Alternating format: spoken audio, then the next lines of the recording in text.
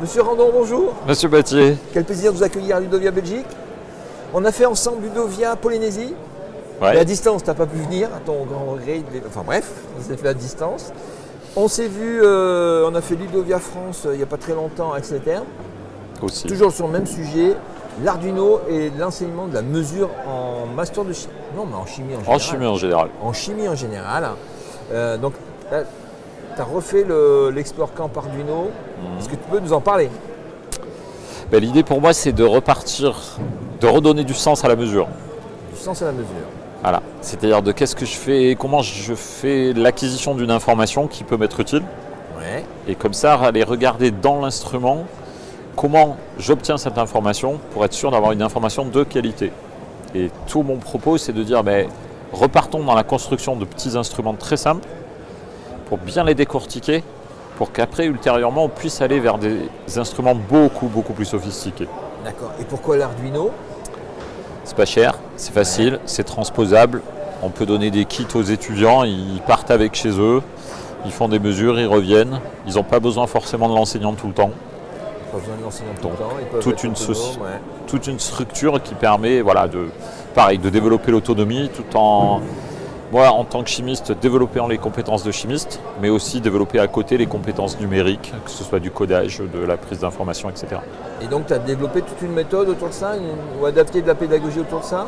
On a toute une stratégie de prise en main des outils et puis production d'instruments à partir de ces outils, mobilisation de ces outils dans des expériences de chimie, Ouais. et puis restitution via des moyens vidéo ou des moyens de communication moins traditionnels que ce que peut être un rapport de stage ou des formules de ce type-là. Alors, pour la petite histoire, j'ai suivi 4 heures de prise en main d'outils avec toi il n'y a pas très longtemps. Avec les premières, c'était en licence première année? Des licences physique chimie en 3e année. Ah, c'était des 3e années. C'était des 3e année. Donc je suis arrivé à peu près à suivre, à faire des choses. Et pour la petite histoire aussi, ce que je trouvais intéressant, c'est qu'en ligne, on peut refaire les TP.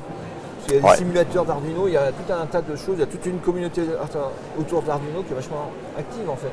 Tout à fait. C'est au départ de l'open source Arduino. Donc même les cartes électroniques sont en open source. Donc toute la pédagogie qui s'est construite derrière ça est toujours restée dans le domaine de l'open source. Ce qui fait qu'on trouve des tas d'informations, des tas de codes qui vont permettre à chacun finalement d'aller voir ce qu'un autre a fait, s'en inspirer, pouvoir continuer et produire d'autres ressources. Alors, on a parlé de licence 3e année de master à l'université, mais ça peut être aussi utilisé en collège-lycée? Alors en fait c'est dans le programme en France maintenant sur les lycées. Ouais.